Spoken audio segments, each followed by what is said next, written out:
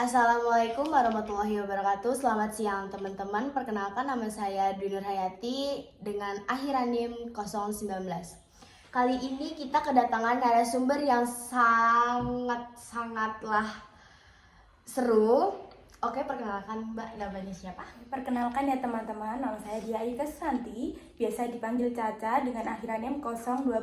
Saya berasal dari Prodi PBSI dari angkatan 2022. Oke, boleh tahu nggak sih Mbak, jalur waktu pas masuk ke UN itu pakai jalur apa sih? Oh, kalau saya sendiri ya, untuk saya menempuh jalur mandiri, tetapi mandiri saya di sini adalah jalur rapot. Jadinya ketika mengikuti proses pemandirian ini tidak melakukan sebuah tes, begitu Mbak. Oh, berarti pakai rapot aja ya, rapot tidak ya. ulangan.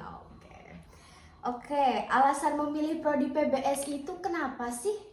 Mungkin banyak ya Mbak, dari faktor-faktor internal maupun eksternal dari saya sendiri. Kalau internal sendiri menurut saya bahasa Indonesia terutama adalah bahasa yang sangat inovatif atau menarik. Jadi di situ saya ingin mengeksplor lebih banyak lagi tentang bahasa Indonesia. Nah, untuk dari segi eksternalnya terutama dari dorongan orang tua sih, karena orang tua sendiri ingin memiliki anak yang bisa berguna bagi orang lain, salah satunya itu berprofesi sebagai guru.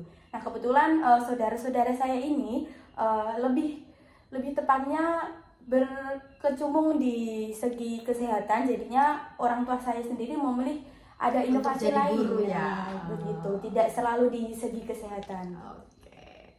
Oke, yang pertanyaan selanjutnya, struggle yang dialami dalam menempuh prodi yang diambil PBSI itu apa sih? Mungkin awal-awal itu ada banyak struggle ya Mbak. Misalnya ketika saya memutuskan untuk masuk dalam jurusan ini, masih banyak orang yang mungkin menyepelekan dari jurusan pendidikan bahasa Indonesia ini sendiri. Padahal kita bisa melihat efek-efek dari pendidikan bahasa Indonesia ini sangat banyak, terutama di segi karakter dapat membentuk menjadi insan yang berwawasan luas begitu. Oke, menurut Mbak Diah Ayu, sarannya deh apa nih? Saran untuk siapa? Saran dari Mbak Diah Ayu itu. Untuk saran sendiri, terutama bagi teman-teman, semisal dalam menghadapi struggle itu bisa dikomunikasikan dua arah dengan orang tua. Ketika komunikasi itu telah terjalur dengan baik, mungkin nanti ada keyakinan dalam diri sendiri, jadinya kita tetap yakin tanpa memedulikan omongan-omongan orang lain begitu. Pengen tahu nih dari Mbak Diah Ayu ya kan Ya. Suka dan duka diambil dari prodi PBSI ini tuh apa sih? Kalau berbicara suka dan duka mungkin pasti banyak ya, nggak bisa disebutin satu-satu. Sukanya dulu ya Mbak ya. Untuk sukanya dulu, pas awal-awal ketika saya masuk kelas itu untuk kondisi kelas sendiri kondusif ya Mbak, terutama untuk teman-temannya juga ramah-ramah, humble-humble, dan juga dalam beberapa dosen juga baik-baik ketika menginstruksi pembelajaran juga dengan teratur. Nah, sukanya di situ. Dan untuk dukanya mungkin ada beberapa problem-problem ya tentunya di dalam ketika berinteraksi dengan orang ataupun orang lain, jadinya mungkin harus lebih menyesuaikan diri dan lebih memahami aja begitu. Oke.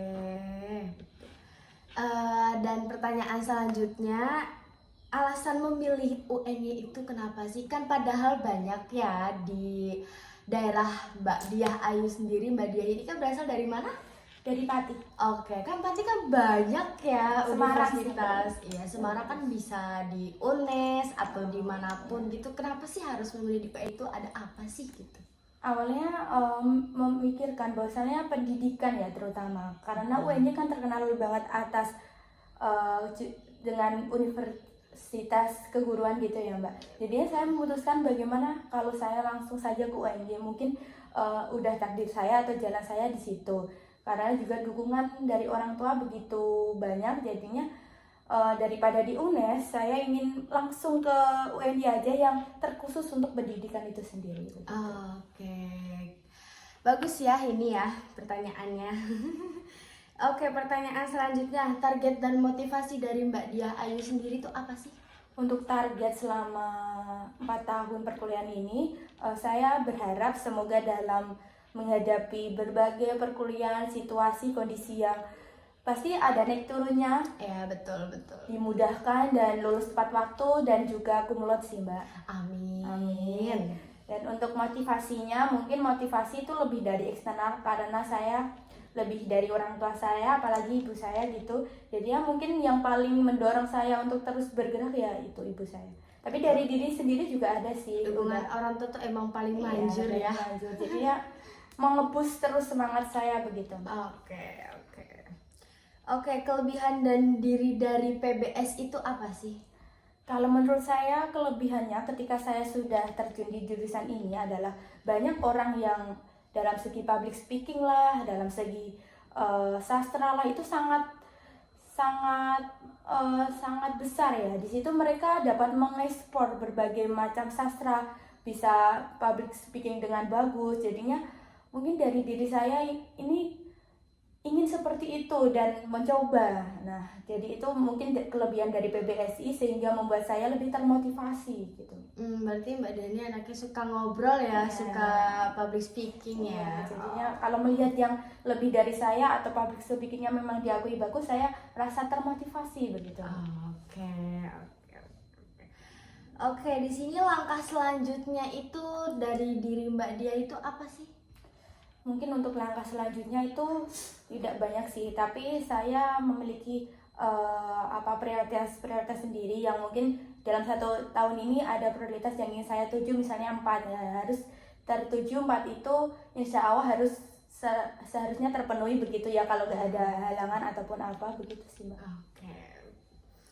Oke, di sini ada motivasi untuk yang kan bentar lagi maba mau masuk nih, kita pengen masuk menjenjang semester 3 ya. Benar sekali untuk mahasiswa baru ini berarti ya. Iya, untuk maba-maba nanti apa sih motivasinya? Untuk teman-teman apalagi yang ingin terjun ke jurusan kita yaitu PBSI tercinta, perlu diketahui bahwa PBSI ini adalah jurusan yang unggul. Jadi teman-teman gak usah peduliin omongan orang lain, lanjut aja sesuai dengan keyakinan diri sendiri. Betul. Misalnya nanti selanjutnya akan berkontribusi di masyarakat dengan baik begitu.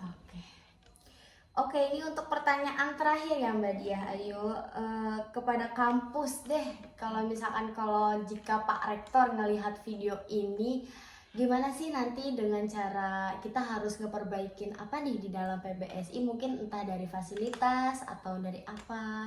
Oke, untuk Pak Rektor sendiri ya, semoga saja menonton video ini.